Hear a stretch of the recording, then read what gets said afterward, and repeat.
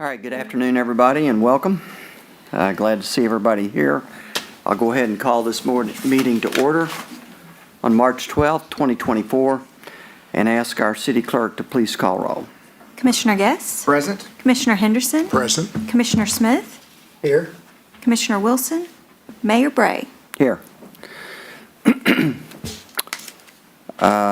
Commissioner Wilson is not with us tonight. She's representing the City of Paducah along with the county at the Energy Communities Alliance meeting, ECA, which is out in Phoenix. We'll ask Commissioner Guest to do the invocation tonight, and then we'll remain standing for the Pledge of Allegiance.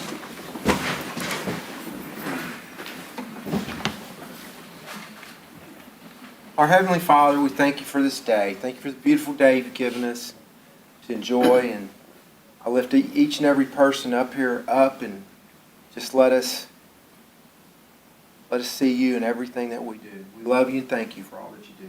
In Jesus' name, amen. I pledge allegiance to the flag of the United States of America and to the republic for which it stands, one nation, under God, indivisible, with liberty and justice for all.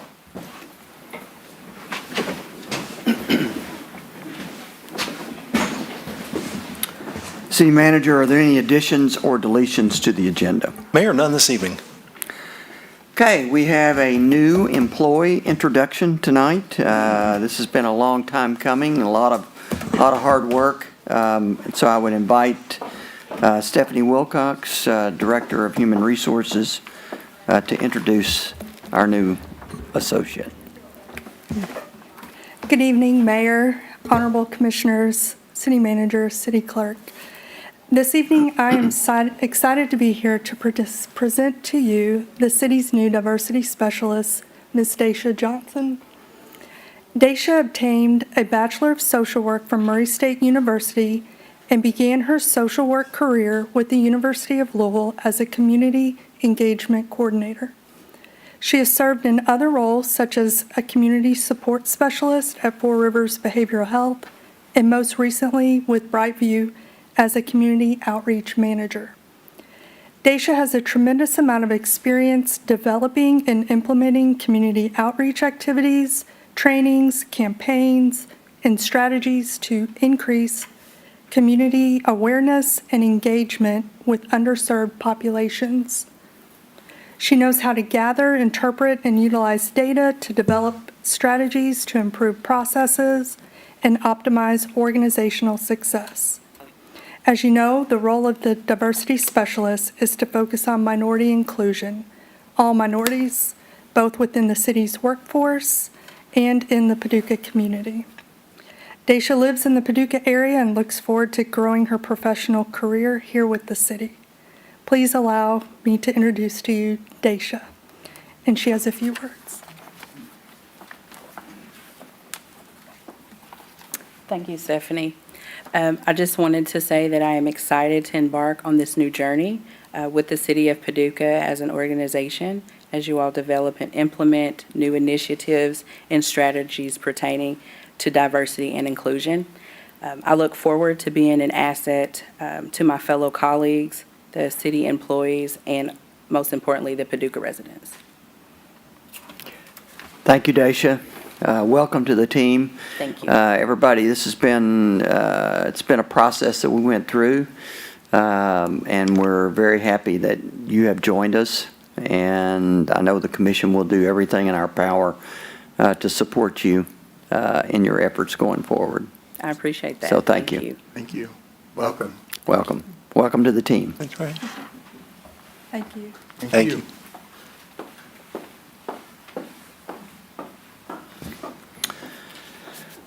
Okay, the next thing on the agenda is I have a proclamation, and Dylan Dixon is here.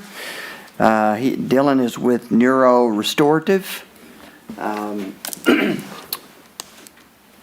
move over here. Dylan, you want to come up? So Neuro Restorative is an organization that cares for people who have had brain injuries for any any number of reasons. And I had the good fortune to be invited to their grand opening when you guys opened here on Broadway. This is a service that most of us don't think about because we, brain injuries, doesn't touch the lives of most people. But when people are alive and have brain injuries, they have to be cared for. And this is a very important organizations to care for those people in our community. This happens to be Brain Injury Awareness Month, and so I have a proclamation here that I'm going to read that recognizes that. And I appreciate you being here, Dylan. Thank you. Whereas traumatic brain injuries are the leading cause of injury-related death and disability in the United States, and whereas 5.5 million Americans are living with a permanent brain injury-related disability, and whereas annually 1 in 60 Americans sustains brain-related injuries from falls, vehicle crashes, assaults, opioid overdoses, sports-related injuries, and other accidents, and whereas increased awareness and support are crucial for prevention, treatment, and rehabilitation, and whereas prevention strategies greatly reduce the risk for brain injuries, and whereas in honor of Brain Injury Awareness Month, the City of Paducah encourages citizens to share their unique experiences of living with a brain injury. Now, therefore, I, George Bray, Mayor of the City of Paducah, do hereby proclaim March 2024 to be Brain Injury Awareness Month and encourage all citizens to promote awareness and be proactive to help prevent brain injuries.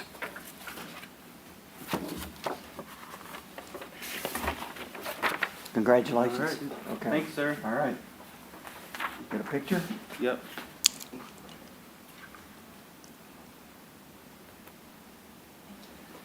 Thanks for Thanks, coming. sir. Appreciate it. Appreciate do you. Appreciate all the work you Y'all do. like that art? Okay. Can I take that photo? Yes, sir.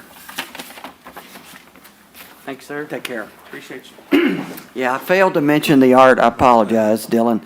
But they have displayed artwork downstairs that's been done by residents. And so I encourage everybody to take a look at that artwork.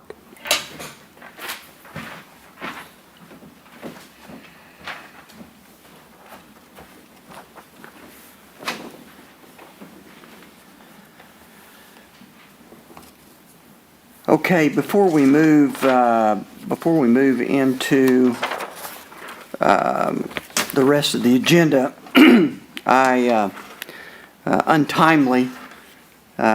had to be out of town last week when our colleague Mary Hammond passed away tragically, unfortunately. And I just wanted to, I got a letter today from a senator, Senator Rand Paul, who expressed his sincere condolences to the entire Paducah community, and I wanted to make sure and recognize Senator Paul's note to me, because it wasn't just to me personally, it was to the entire community. And I know there's various things being done and thought about right now about honoring Mary. One includes a quilt mural on the flood wall, and there's dogwoods being planted. I mean, there's a lot of people are thinking about a lot of different things, and I just wanted to recognize that before we got into the agenda. So, next on the agenda, we over a year ago we contracted with Branstetter Carroll and a subcontractor, ESCI, to conduct a study on our fire department. A very thorough study about what's going on in our fire department, and they are here tonight to present. And so I would ask Chief Kyle, to come up and introduce them. Thank you, Mayor, and good evening, Mayor and Commissioners and City Manager and City Clerk. This has been a long road for us, and we're excited about the finish line and the product that's being presented to you tonight. A lot of work's gone into this from my staff and all the department staff that participated in this. It's our data that's being presented to you tonight and compared against those standards that exist, and we're just excited for you to hear about it and have a project for completion. We have Eric Chambers with us tonight from Branstetter Carroll. That was our project lead on this, and Michael Hogan from Emergency Services Consulting International. Excuse me. And their challenge with this report was analyzing the existing fire stations, facility space needs study, opinion of probable cost, and analyzing the staffing levels and the organizational processes throughout the department. So without further ado, I'll turn it over to them and let them get started. Thank you, Chief. Thank you, Chief. Thank you, Commission, Mayor, City Clerk, City Manager, for allowing us the opportunity to present tonight. My name's Eric Chambers. I'm Public Safety Architect with Branstetter Carroll. As Chief said, I was the project lead for this. I had a very small part in it, though, as a lot of the data information that we'll present to you tonight from the report will be presented by Michael Hogan with ESCI Consulting.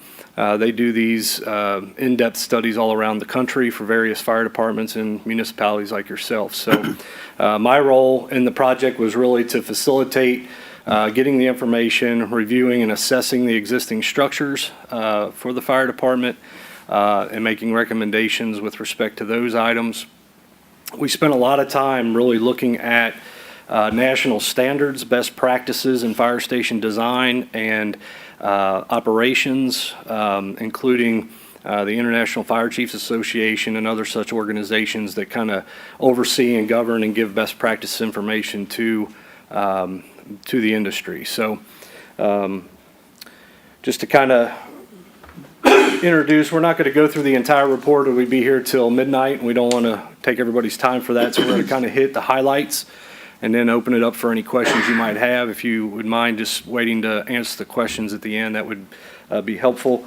But basically the report was to look at 4 specific things: analyze existing fire stations from a operations standpoint, building assessments, and then resource assessments.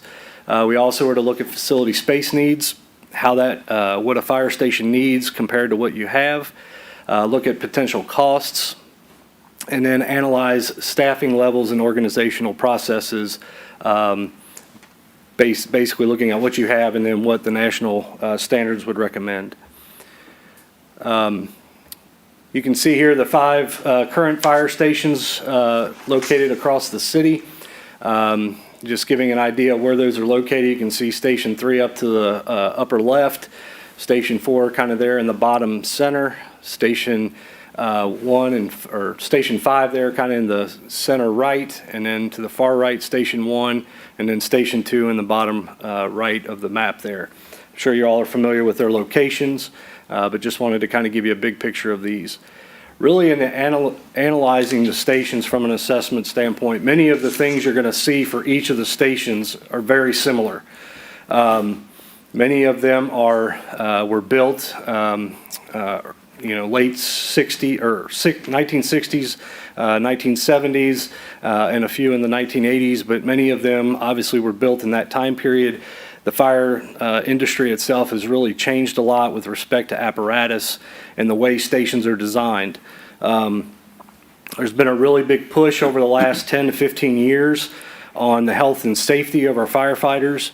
A big issue with their cancer rates within the fire industry are exponentially higher than the general public, because they're constantly in contact with carcinogens and poisonous gases and other things that they come in contact. Even with all the gear and all the things that they have, they still have to deal with that. And so part of the station design is to try to inhibit or minimize how much those carcinogens are transferred throughout the facility where they live and work on a daily basis.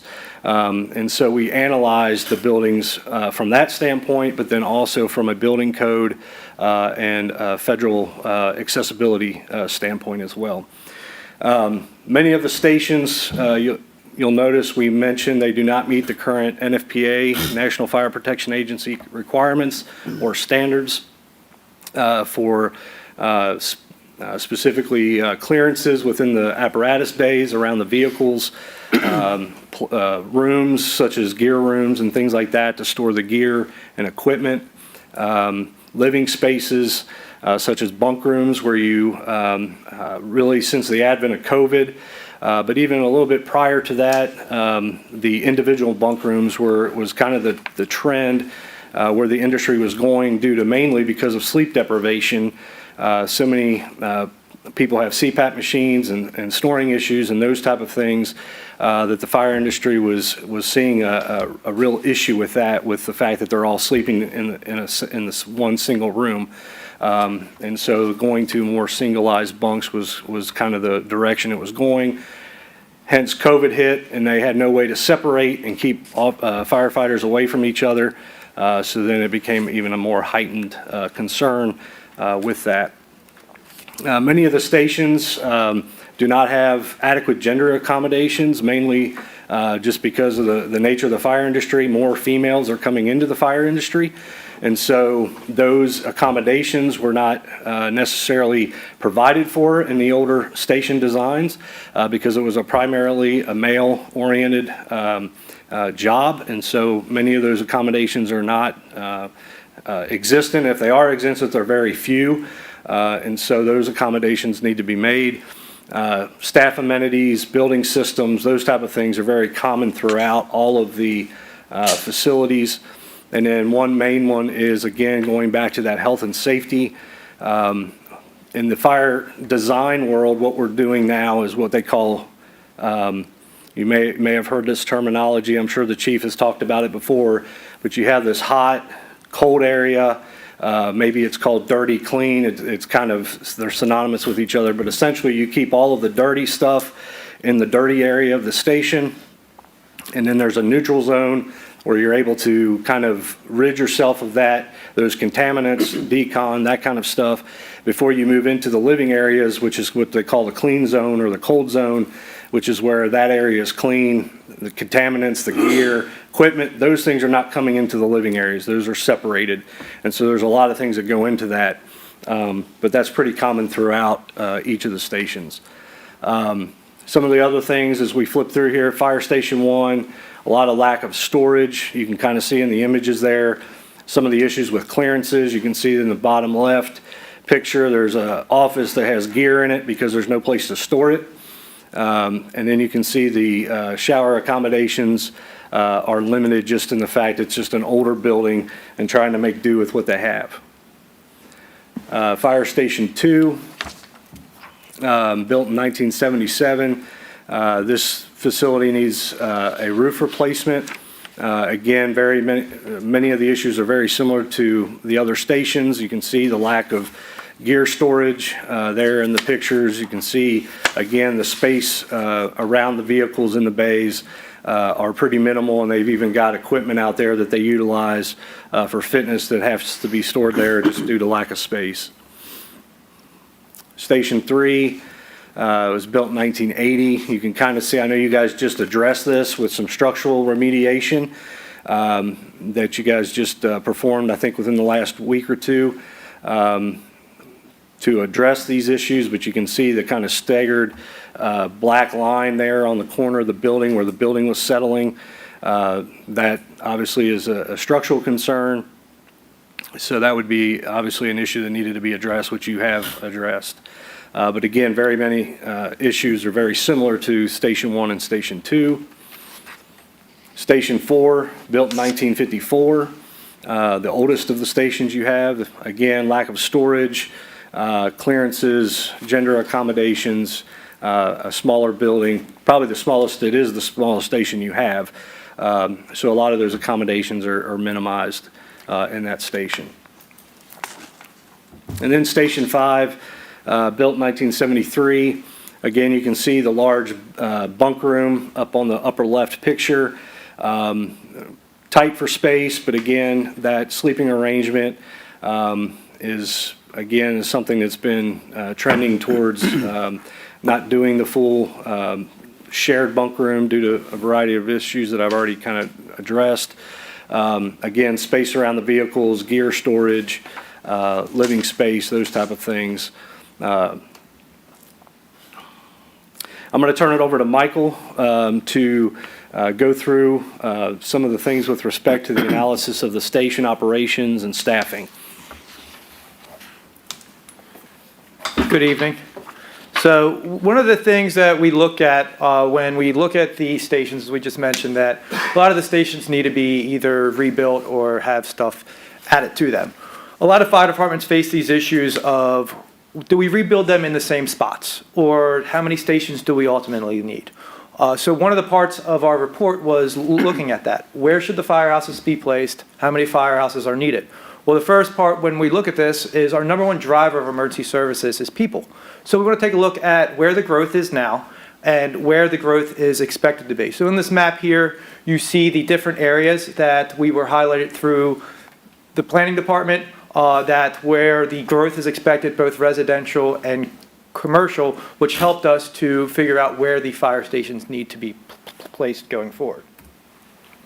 So we did multiple different the models here. So in our first column here, this is what the what would it be if the stations stay where they are, the current stations with the future growth. So with this, that they would be able to reach 85% of incidents of the projected incidents in 85% of the area. Then we looked at, okay, what if we took all of the stations away and we built 4 stations in the perfect spots that they should be? What would that give us? Well, that actually gives us an increase. It increases us to 92% there. Then we also looked at a 5-station ideal, so that would mean building 5 stations, new stations in 5 new spots. That would give you 96%. So as you continue to go up, obviously as you add more stations, you're going to increase the coverage. Obviously, we know that it's not ideal to continue to build more stations. So then in these last columns, we looked at, okay, what would it look like if we moved 1 station? What would it look like if we added 1 station? And then the second to last column is what would it look like with 3 ideal stations, so putting 3 stations in new spots but keeping station 4 where it currently is. And then what would it look like if we combined fire station 1 and 5? So these maps are going to show 3 of those highlighted models from there. So this first one is going to show what it would look, where should the best spots, if you wanted to say, all right, we're going to have 4 stations. Where are the best spots for these? And then this map shows that with the eye showing those ideal locations, and then the blurred out locations for the point also shows you where the stations are now. So you can see that all the stations here are showing to move, with station 4 being in a similar spot to which it is now, which leads us to the next one. Okay, since the computer is picking station 4, all the models we ran with the information that is putting station 4 where it currently is. So what if we kept station 4 where it currently is, and now we only built 3 stations? Where should those be? And this is, again, it's a 4-station model. It's keeping station 4 where it is, and it's building 3 fire stations in new spots there. And then our last one takes a look at, okay, what if we kept station 2, 3, and 4 in the same spot, and we combined station 1 and 5? And that's what this model showed. The problem with this model, with where this is, you're only getting a 2% increase on the coverage. So if you look at the last column here, I'll pull back that slide up, you're only going from 85 to 87% there. So I'm going to turn it back over to Eric for costs. So in looking at the models that Michael put together, what we wanted to do is give some idea of what costs might look like for obviously the existing stations that we have. So what we did is we have a line item called deferred maintenance.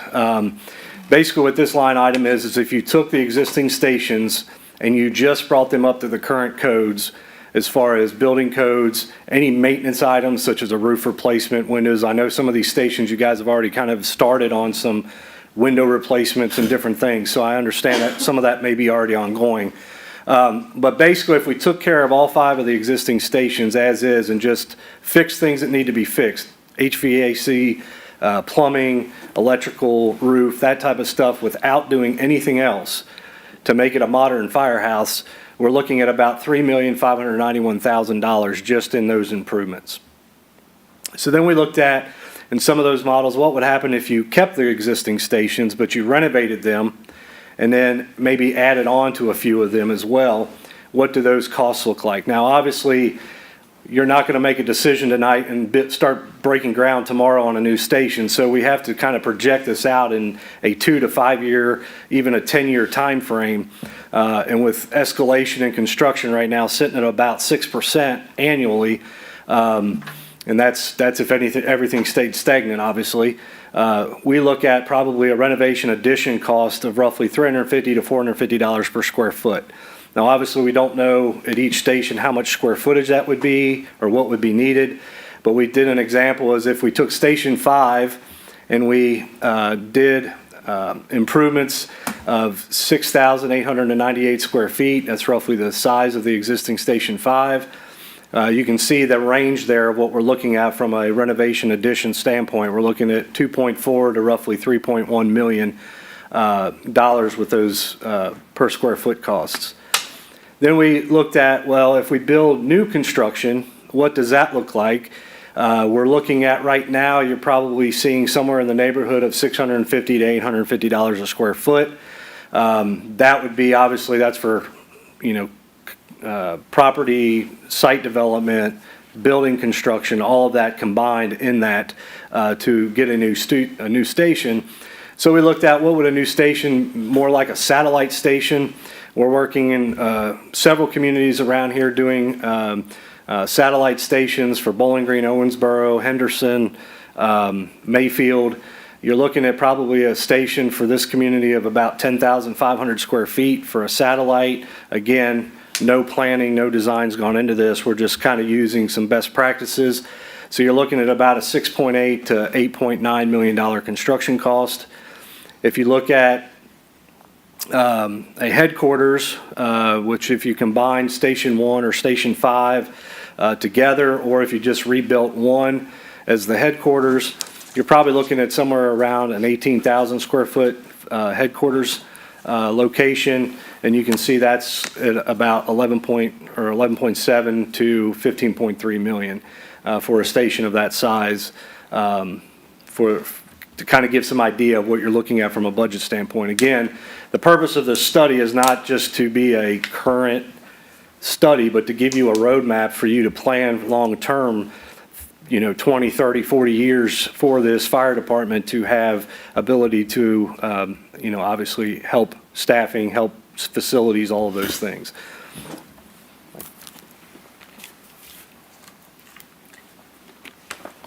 So we're going to look at why is response time important. So the first chart up here shows a graph. The first graph looks at what modern the fire timeline is.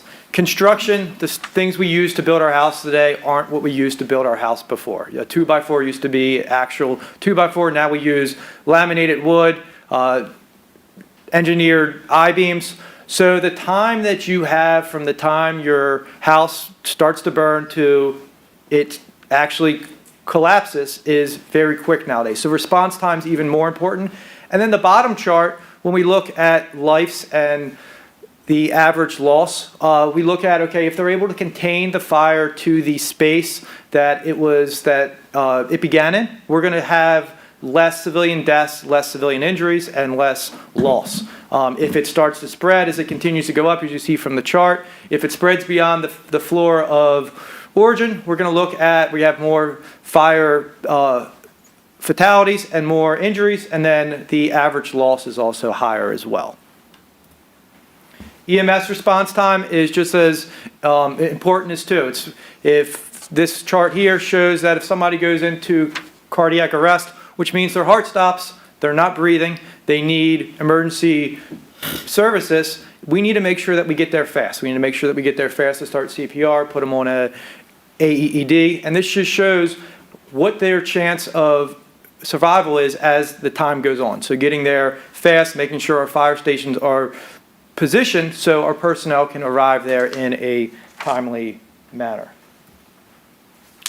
Our report, as we just focused on, was fire stations. We also went into staffing as well. So we have a bunch of different things that we would recommend based on NFPA standards, best practices to improve the fire department for the staffing. Some of the ones that we're going to highlight is, I'm going to highlight recommendation S1, which is relief factor. So what a relief factor does, a relief factor looks and says, okay, how many personnel, operational personnel, do you need a day? And then it takes a look at what is your average amount of leave per year. And it factors in how many personnel do you need on each shift to be able to staff without having to use overtime. Now, for some people, overtime's great. Some people, they want to work overtime. But what we're finding now more and more in the fire service, more and more in the younger generation, is work-life balance. People don't want to work overtime.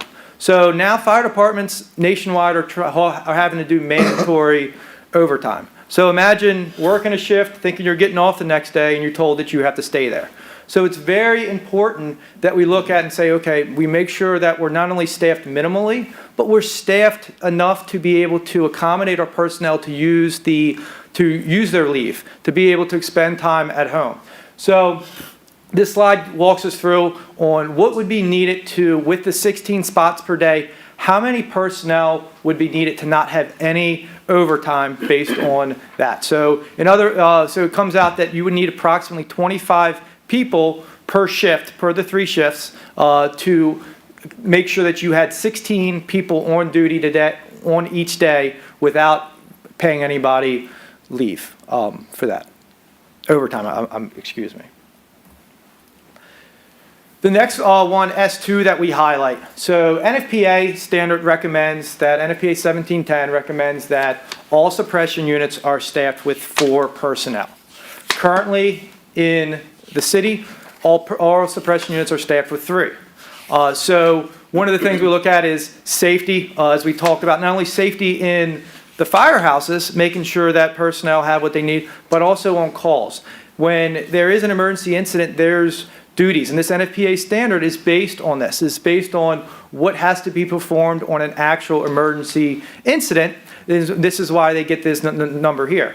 So when we built out S2, we looked at if this city can move to a 4-station model.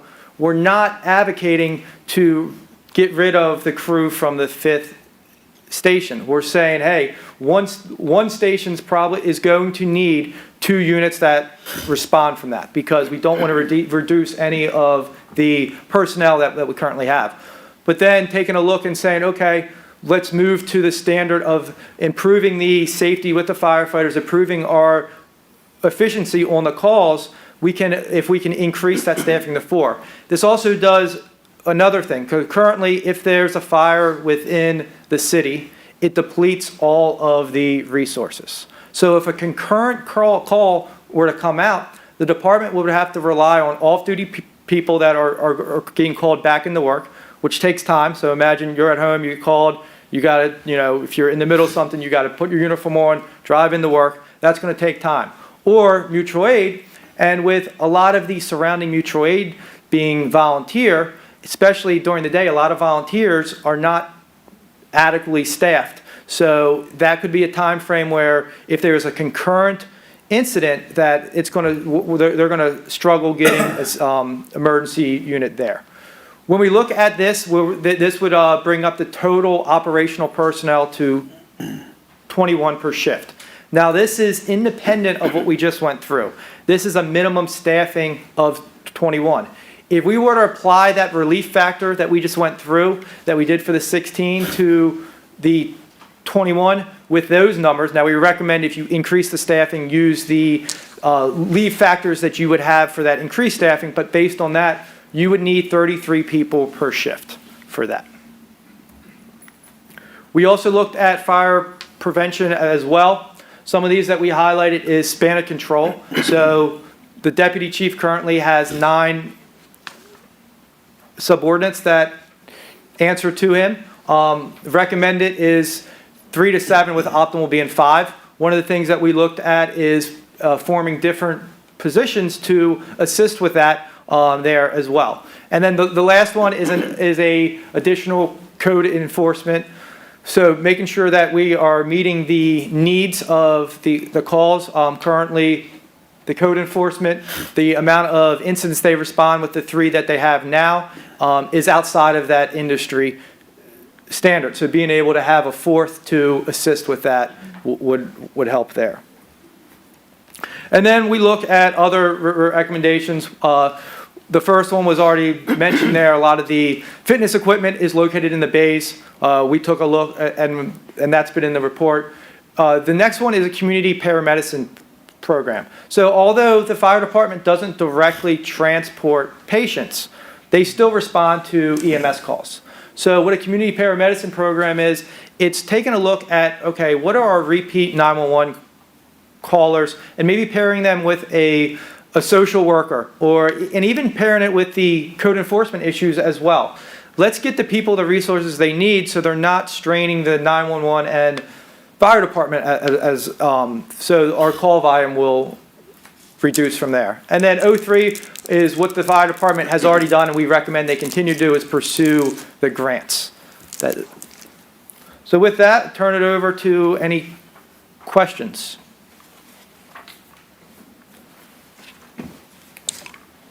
Questions for me? Well, that's a lot. Go back to the slide that talks about the number of fire stations This one? and response times. Yeah. Can you walk through that slide again? Yes, sir. So with here, we look at multiple different models. And we look at 6 different things that we measure based on the performance. So the first is we take a look at all incident types. So every incident that the fire department responds to, this was based on past data and then also using the growth that the city is expected to have. So based on that, the current station layout, we keep the current station layout the way it is. Let me just interrupt, I'm sorry. So this assumes growth. Correct, yes, sir. Over what period of time? It was the growth data that we had was projected out for the next 10 years. 10 years. Okay. So when current situation is not current situation as it's happening today, it's current situation assuming growth. Assuming growth, but it also, the current situation as it's happening today is in the report as well. Okay. So we also did all these models with just if there was no growth, if the current call volume remains the same and there is no growth as well. Okay. Thank you. I was just wanting to clarify. Yes, sir. Did that answer your question? Or you want me to continue to walk? No, go ahead, please. So that first row there, that's going to be all of the incidents that the fire department can reach. The next one is fire incidents only. The next one is EMS incidents, and then the next column is incidents that are not fire or EMS. So call for service, anything along those lines. Then we take a look at what percent of the city can be covered in a 4-minute time. So, and then the bottom one is 8 minutes. So, and as you can see, as you go along the different models, the first, as we walk across that chart there, that first row, as I mentioned, or the second row is what I mentioned is the current fire stations if they remain there. The next model there is the 4-station ideal. This takes all of the current 5 stations now, and you drop the 4, but you put them in the best possible spot, which was shown in the next slide here. Mm-hmm. The next one takes all of the 5 fire station and moves them, keeps 5 of those and moves them to the best spot. Next one does the same thing with 6. Then we looked at a model that were to move one station. So if we were to move one station, where should that move? And then the next one is add one station. So keeping the 5 stations where they are, but we're going to add one. One of the key things that I want to point out with that is if you compare the add one to the 4 ideal, that you're basically getting similar or better for most of the matrix that we look at with looking at 4 ideal versus just adding a station. So that's something that I wanted to point out there. The next one is, since our 4 ideal picked the one for station 4 very close to 4, we looked at a model that said, okay, well, since 4 is close, kind of close to where it should be, what if we just kept station 4 where it is, and then we picked 3 best spots for the other 3. And then the last one, since our models were, for the ideal stations, were often taking 1 and 5 and putting a station in between there, we looked at what it would be like if we combined fire stations 1 and 2. I mean, 1 and 5.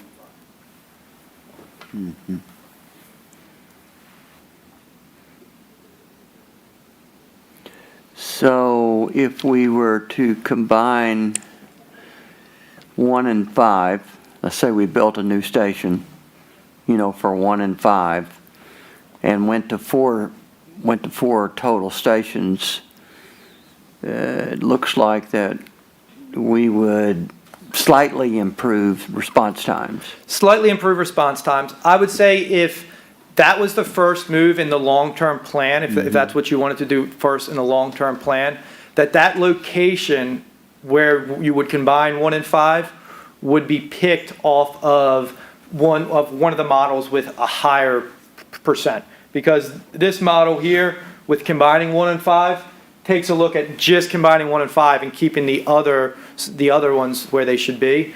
You're only getting a 2% increase on that. Whereas ideally in the fire service, 90%, we would like all those percentages for that 4-minute incident to be above 90. So if we can get to a model where we can be reaching 90 all the way down for all of those, that is going to be one of the ideal things that you should look for. But if you combine 1 and 5, Yes, sir? and you put it in the ideal spot, and then number 4 is already in the ideal spot, then over time you could make a decision as you replace stations Correct. to replace 2 and 3, if I said that right. Correct. Yeah, so over time, it basically, what I would recommend is you guys decide, okay, what is the long-term goal? And then base what your next move is off of that. Because you don't want to just move one station, but then if you leave everything else where it is, it really doesn't help you. So if it's... Station 4 is in terrible shape. Yes. So, Probably our worst. and with Station 4, I think Station 4 is the oldest station Oldest, too, right? yeah, built in the 50s. Station 4 is the oldest. And the good news is that with Station 4, with the model picking Station 4 close to the spot it is, and you guys know that that's in the worst spot, you don't have to go out and buy land. We can put Station 4 in its current spot, and it saves you money on having to buy land. So you can do a reconstruction there, and then start your planning based on that. Why did the model look at Station 4 being in the most ideal spot? What factors went into that? So basically the model is this model here. It's independent of any spot. What it picks off of is road miles, call volume, and dependent on how many stations you input. So what the computer is analyzing is where can we reach, from what 4 spots can we reach the most calls in the shortest amount of time. So major roads go into there, red lights, school areas, all of that plays into that, and that's going to pull these stations where these green eyes are. That computer is going to take all that in and say, okay, if we want 4 stations, this is where it's going to be. And then we did one for 5. Okay, this is where if it was 5 stations, this is where they should be.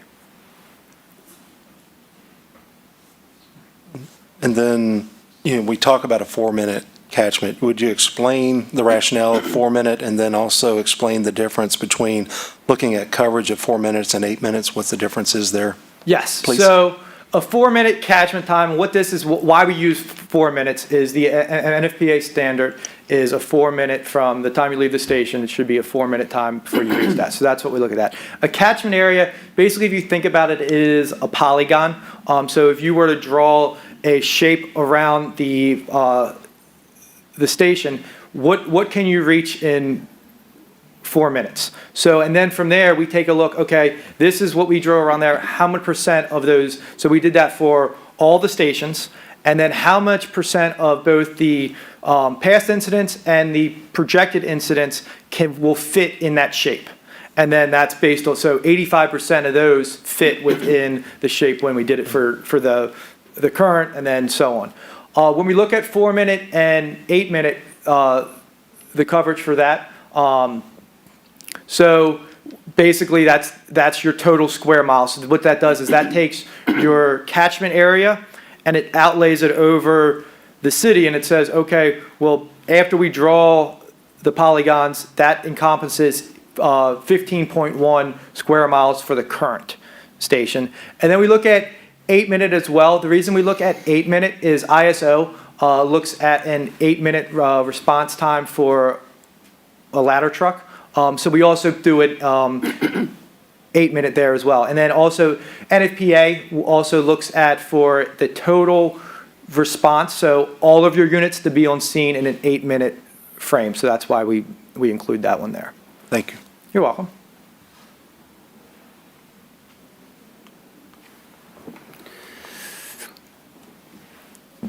Okay, well, the good news for me was that Station 4 is in the right location. That's the least path of least resistance, and so I was glad to see that.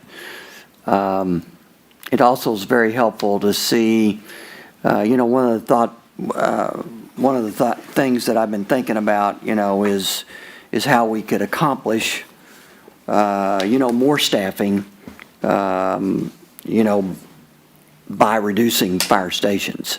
I mean, they're not totally dependent, but you would have some of that backup, I think, if you reduce stations, if I understand that correctly. So if you do, so what we do not recommend to reduce the staffing. So going from the 16, so if you got rid of one station, we don't recommend going to 13. Yeah, I understand that. Okay, yes. And I wasn't suggesting Gotcha, that. okay. I was just saying that by retaining the staffing and spreading it, to fewer stations over the long run, you could accomplish some of these goals of more support. I'm not following on that because you would still need the same, you would need the people, you would still, those people would still be working at that station, but on one station would have 2 units responding from it rather than one, and maybe I'm just not, Yeah, maybe I don't either. So. So are you saying then, when you look at the relief factor, that even if, so we have 5 stations, but if you went to 4 stations, you would still need to have that same relief factor, basically is what you're saying? Correct. If, and we're even, eventually long-term looking at staffing from the 3 to the 4. So going from the 3 personnel in the unit to the 4, which would then increase the amount of minimum staffing, increase the relief factor. But we think this, S1 is a start. All right, because with mandatory overtime, it hurts your retention, it hurts your recruitment. It's one of those things like your firefighters already work more hours a week than the normal employee does. And then now we're forcing them to work even more. So when you look at that and it's like, all right, we don't have enough people to cover these vacancies and we don't want to close units or not operate with those 16 because that's what is needed to keep everybody safe. So. Yeah, I guess when I look at the overtime, the total overtime worked, I mean, that's a lot of overtime and it's a lot of dollars. Yes. And, if you could get dollar for dollar, replace overtime, with personnel and track that, that makes some sense. Yes. I don't know if you can do that or not. Yeah, I don't know so if that overtime, I'm not convinced that overtime would go away.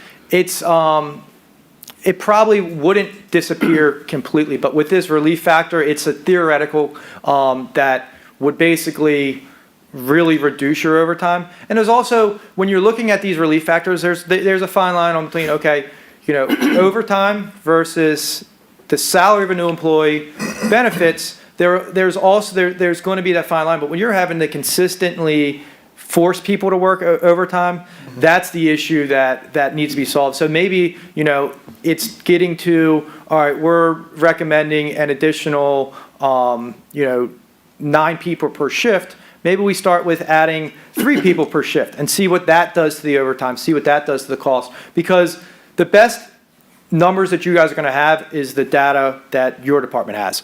Comparing it to other departments and comparables is great, but as you guys move forward, you continue to look at, okay, now instead of our relief factor might have went down because maybe we hired new employees, they don't have as much leave, so they can't take off as much. So maybe our relief factor is down, so maybe the number we recommend here, instead of 25, maybe it's 23. So at least starting to move from that 16 up towards the 25, whether it's just adding 3 per shift, whether, even adding 1 per shift is going to help. So just continuing to add there would help. I think, and Chief, correct me if I'm wrong, I'm not remembering our numbers, but I think we have somewhere north of 400,000 budgeted this current year in overtime? No, we're north of 500. We In budget? budgeted 484, but we're going to break 500. 500. So we're going to actually, in this fiscal We're year. projecting 520. Generally, does a fire, I'm just throwing out a spitball number. I'd assume one firefighter would be, 100 what, grand. 100 grand, so that's 5 people. Yes. That's assuming you hired 5 people and it erased Yeah, all it's- that overtime. Yeah, but, So You're not. but that's hard to, Right. Yeah, no, I don't it's- think, that's- It's not exact. but what I would be very, very hesitant would be experimenting, I mean, your suggestion of, if I understood you, hire 3 people and see how it goes, I think we'd have to have some sort of a commitment or some plan, let's put it that way, that where those overtime dollars would go away in order to hire those firefighters. Yes, sir. And like what this plan is, it's a long-term plan of getting Right. there. Just taking steps. Okay, we want to hire 3 per shift, put 3, or if you did one per shift, but just working it and setting goals to reduce that overtime, and ultimately, like I said, that mandatory overtime, not just here, but nationwide, fire departments are faced with that, and it's getting harder to recruit when you're telling people that they can't be off when they want to be off or when they're supposed to be off, and that they're forced to work. So. Yeah. You do this all over. Is our 2448, is that pretty much still the It's standard? it's all over. A lot of actually a lot of stations, because of all of the data. I'm also in a PhD program at Oklahoma State, and I did research last year on the different shift models. A lot of departments are going to a 4-shift model because of recruitment. So they're actually reducing the amount of hours that firefighters work a week because of recruitment. They can't compete with the private industry where they're only working 35 hours a week, 40 hours a week, but they're coming here and saying, oh, you got to work 56, 48 hours a week. So a lot of places, especially Florida, has made a lot of their departments that were 24/48 have added a Kelly day. They've increased the Kelly day, and a lot of them are going to a 24/72 shift. But it's all dependent. If you go out west, they work longer shifts and have more days off. It's really looking at sleep and the quality of sleep that firefighters get, because they're tying that to the cancer. Your body scrubs itself when it sleeps. So if you're at work for all this time and you're only sleeping 3 or 4 hours at a time, long term, it's not good for you. So they're just looking at, okay, hey, we got to decrease the amount of hours that firefighters work. And then just with the increase of the call volume that most departments are seeing, when you would go in for your shift, you would be, okay, you know what, I may lay down and get some sleep tonight. Now, fire departments are doing more, they're running more calls, EMS is more, so you're up more throughout the night, so that 24-hour shift where you maybe used to get some sleep, now you're maybe getting 3 or 4 hours of sleep. Thank you. You're welcome. Just curious. Any other questions? It was very thorough. Yep, a lot of information. Very, very thorough, a lot of information, very helpful information, and I do think it is something we can base future decisions on. Yes. You know, as we think about, one of the issues that we have in the city is that we have not put money away into a capital budget, capital infrastructure fund, you know, to be able to replace fire stations, police stations, you know, that sort of thing. And so that's something that we're working on, and we need to work harder on it. But we need to get some money in our budget so we can start, you know, effectively planning for these things. Right now, if we built a new fire station, you know, we're basically going to have to bond it. And so, but regardless, it's a lot of great information. Thank you. Thank you guys for all of you've done throughout the report. Fire department, we know it took a lot of work. If there's any questions, you know, a week from now, 2 weeks from now, as you guys read through the report, the chief knows how to get a hold of me. Feel free to reach out. If something doesn't make sense, or if you just want to hop on a phone call, hey, explain this to me, or, you know, why didn't you look at this, or why did you look at that? Feel free to reach out. Thank you, guys. All right. Thank you. Thank you very much.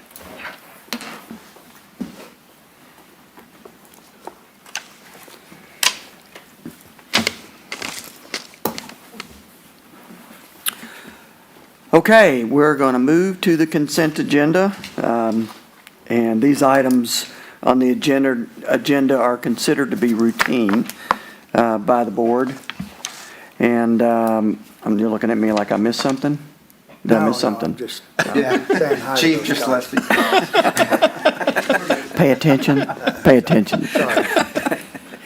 By the Board of Commissioners, and will be enacted by one motion and one vote. There's no discussion, separate discussion on these items unless a board member so requests, in which the item can be removed from the consent agenda.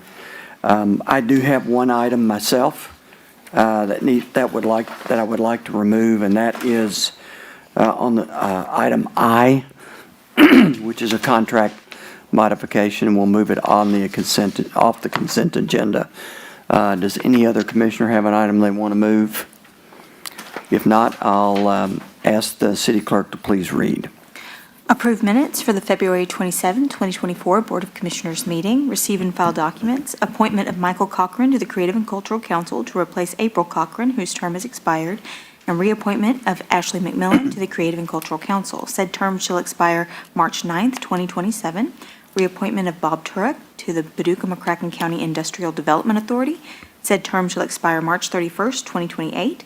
Personnel actions, a municipal order authorizing a master intergovernmental cooperative purchasing agreement with Omnia Partners and authorizing the purchase of rollout containers, lids, and additional replacement parts off the Omnia Partners cooperative purchasing contract with Toter Incorporated in an amount not to exceed $340,000 for the Public Works Solid Waste Division. A municipal order authorizing the mayor to execute an amendment to the agreement with Tyler Technologies in an amount of $8,925 related to the addition of Open Finance and Capital Project Explorer, and $22,800 related to an increase in annual SaaS maintenance fees. A municipal order authorizing and directing the city manager to initiate a request for proposals for a non-exclusive natural gas franchise in Paducah, Kentucky, in accordance with Chapter 24, Natural Gas of the Code of Ordinances. So moved. Second. Call roll. Commissioner Guess? Aye. Commissioner Henderson? Aye. Commissioner Smith? Aye. Mayor Bray? Aye. So we're going to do this the one that we pulled off first. You want to do that, Lindsay, too, as a discussion item, action? A proposed motion to adopt a municipal order entitled, "A Municipal Order Adopting Contract Modification Number 2 to the Construction Contract with Everard Kentucky Division Incorporated for the construction and relocation of dog parks in Noble Park in the amount of $103,779 and authorizing the mayor to execute the contract modification and all other documents related to same." So moved, I'm sorry. Second. Good evening, Mayor, Commissioners, City Manager, and City Clerk.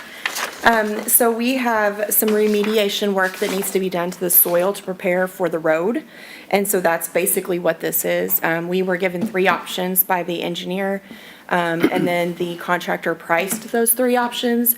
And then based on the engineer's recommendation, as well as the assistant city manager's or city engineer's recommendation, we've decided to push forward this $103,779. Basically, what it is it'll allow us to till some of the soil that's there and mix in cement that will help stabilize the soil. And then once cured, once set, we'll be able to do the road work. And I do have Kenny here in case there's any technical questions that I cannot answer. Yeah, so I had asked to pull this off the consent agenda because one of the questions I had asked was, what was the original total cost of the road work, which was $218,000. And so this was like, another $103,000 that we were going to have to put in to prepare the road. And so it just seemed like a lot of money. Yeah. Remediation was not something that was originally thought of in the budget, in the original budget. We didn't know. It was one of those things we just didn't know. We kind of anticipated that it might need to happen, but not to what extent. And it's pretty extensive, correct? There's a lot of soft spots out there that have to be remediated, so. So I know that, Amy, we discussed the 3 options, and you mentioned those. Yes. And Amy or Kenny, would you please walk us through those 3 options and why the recommendation came forward at this option, please? Yes, basically there was 3 options. The first option was the cement stabilization. I had them look at pulling the dirt out to a good solid sub-base, aerating it with a disc or tillers, drying it, and putting it back in and compacting it. That is an acceptable way of doing it. And then the third way that we've typically use on smaller areas, but I had them go ahead and price it, was pull out the bad soil, put it off, haul it off the site, and come back with it's called an 8-inch minus rock, which is what we had done as part of the Cherry Civic Center on some soft spots in that, getting ready for the asphalting this summer. So all three solutions we have used. Originally,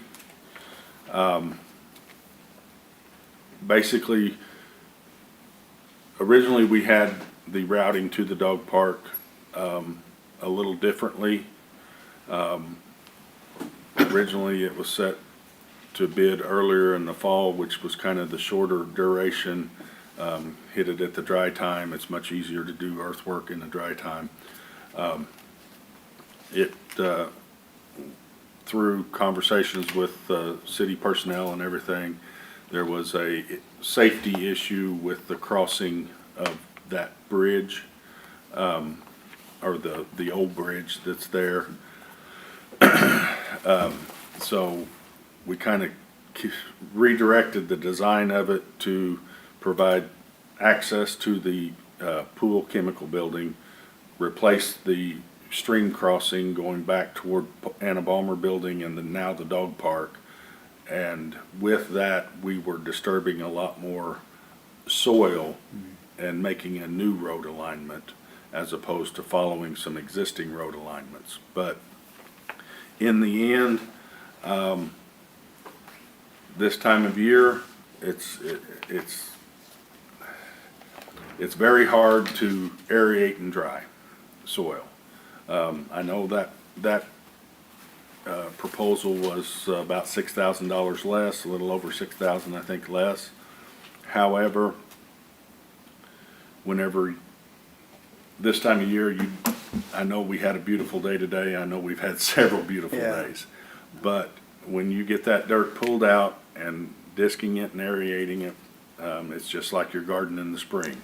You can have it just right there, and then a rain come, and it's all, you're back a week later trying to dry it back out to that same point again. So cement stabilization is, it's been tried and proven for many years.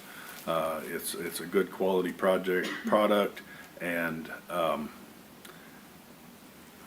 within a week, once they get there, the road will be ready to go and gravel will be down and shouldn't not have any issues from there on out.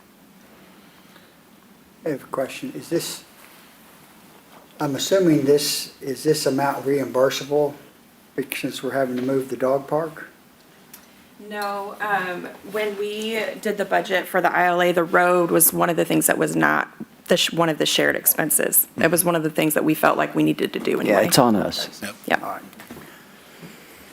So, And we did look at the drying out option. That one was cheaper, but we just felt like with March and April and weather, we really were probably setting ourselves back to summer. And we just felt like the timing was more priority. And so that's why we stepped up to the second option of the cement, because it allows us to get going and get it done, and it's not impacted by weather as much as that drying out is. I can add that I did the square yardage calculations on how much they're doing. It's running right in the average of industry standard right now for this type of work. I think that the disking and drying for this time of year, I think that price may have been a little elevated just because the unknowns of how many times am I going to get it close before I can get it all back in there. So a lot of labor involved in that.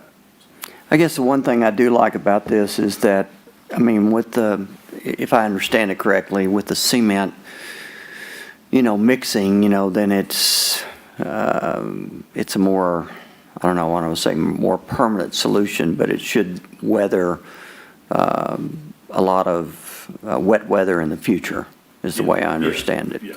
There is actually chemical reactions that, with the cement mixing in with the soil, there is chemical reactions that create a bond there that holds everything together, seals it off, so. So potentially, cost savings in the future by not having washouts or lack of stabilization or sinking, and where we'd have to go back and fill that in. Yes. Who's the winning bidder? Everard was the general contractor, yes. It's the same. Yes. It's just a Okay. contract modification Okay. to the general Oh, contract. it's the same, okay, sorry. Okay, I'd just like to make one comment, and that Yeah. is just, this is an example of city taxpayer money that is going into a service which benefits not just city residents, but also county residents too. There's not a dog park in the county, so I think lots of times people take for granted some of these services that are paid for by the city, but they're provided to people whether you live in the city or not. So I'd like to point that out. yeah, not only McCracken County residents, but I mean residents People from all over. every state that comes through on I-24 and, looks for a dog park. So, well noted. Okay, if there's no further discussion, I'll ask the city clerk to please call roll. Commissioner Guess? Aye. Commissioner Henderson? Aye. Commissioner Smith? Aye. Mayor Bray? Aye. Amy Kinney, thank you. Thank you. Okay, we have the first reading of, did I miss something? It's an adoption. It's second reading. I'm sorry, it's second reading. Like I said, second reading and an adoption of an ordinance for the demolition of the Katterjohn building, and I'll ask our city clerk to read it. A proposed motion that the Board of Commissioners adopt an ordinance entitled, an ordinance authorizing a contract with Complete Demolition Services LLC in the amount of $221,000 for the demolition of 1501 Broadway and amending ordinance number 2023-06 8777, entitled An Ordinance Adopting the City of Paducah, Kentucky Annual Operating Budget for the Fiscal Year July 1, 2023 through June 30th, 2024 by estimating revenues and resources and appropriating funds for the operation of city government. This ordinance is summarized as follows. This action accepts the bid of complete demolition and authorizes the mayor to execute an agreement in the amount of $221,000 for the demolition of 1501 Broadway. Funding for this expenditure will come from project account number MR0098. In order to cover this expenditure, funding must be transferred via a budget amendment from investment fund balance to the project account. This ordinance also authorizes the budget amendment in the amount of $221,000. So moved. Second. So I'll just make, we've talked this one to death, but this is the final vote to get, to get moving on the demolition and move to whatever we do next. I've had any number of people, of course, there's been a lot of people that have, that are interested in getting artifacts, I'll call them, out of the Katterjohn building. There's been any number of people. I know the city manager's been in there and gotten me a few bricks. Thank you, city manager. But really, the weatherization of that building over the last 25 years has essentially destroyed it. And while at one time there was a lot of great things in there that could have been salvaged, but because of what's happened with the building and the previous investor who acquired it, and then it took us a couple of years to really get our hands back on it so we could do something with it rather than sit there. And so it's just really most of the great things that were in there have been destroyed by the weather. So it's very unfortunate, but it's a good example. I'll just say this, it's a good example of what happens to a building when you just let it go, when you don't do anything about it. And so hopefully, we're trying to learn lessons, so that's all I'll say. Any other comments from anyone? Mayor will say that we have talked to the winning bidder, and he is, there are some items that will provide a contact information that they can contact him directly to see if there's, some availability to acquire those. So what's he going to take? Keep an inventory? What? As Okay. he's going through. Okay. And they'll be able to contact him directly. Okay. And that contact information will be provided Yes. publicly? Okay. Yeah. Deputy Chief Cherry's got that information. Okay, great. Okay, call roll, please. Commissioner Guess? Aye. Commissioner Henderson? Aye. Commissioner Smith? Aye. Mayor Bray? Aye. City manager, want to move to comments? Any comments? Mayor, Commission, the only one that I do have this evening is, we are constantly encouraging our team members to continue to look for ways to improve themselves and get certifications. And one of the most recent ones just recognized in our Parks Department, Jared Marsden received an NRPA designation most recently, and we just wanted to recognize that. A lot of hard work went into that. What is that? The exact title has just left me. Do you remember what it was called, Amy? He just finished director's school. Oh, so I yeah. don't know if that's what it What was is, this? Yeah, it was, I think, about a year's worth of work that went into it. 2 years. Mhm. Okay. All right, congratulations to Jared. So any comments from commissioners? No, sir. Okay, we have an executive session tonight, and we do not expect to take any action coming out of there. So I would entertain a motion to go into executive session. A proposed motion of the Board of Commissioners to go into closed session for discussion of matters pertaining to the following topics: future sale or acquisition of a specific parcel of real estate as permitted by KRS 61.810 subsection 1B. So moved. Second. Call roll. Commissioner Guess? Aye. Commissioner Henderson? Aye. Commissioner Smith? Aye. Mayor Bray? Aye.